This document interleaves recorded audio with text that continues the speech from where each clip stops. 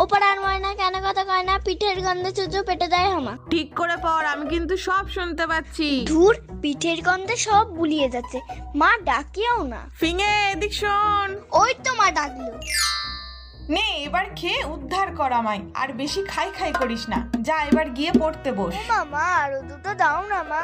না আর না, বেশি খেলে পেটে ব্যথা করবে। মা ঘুমিয়ে পড়ে তারপরে আবার খাবো।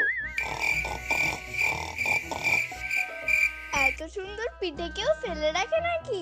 মা তুমি ঘুমো আর আমি খাই।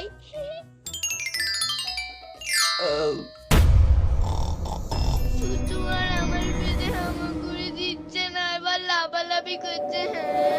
কি হলোটা কি? রাত দুপুর বেলা এত কান্নাকাটি কিসে? মা আমার পেটে খুব ব্যথা করছে। কি? রাতে তো সেরকম কিছু খাসনি, তাহলে পেটে ব্যথা হবে কেন? সত্যি করে বল, আর কি খেয়েছিস? আর আমি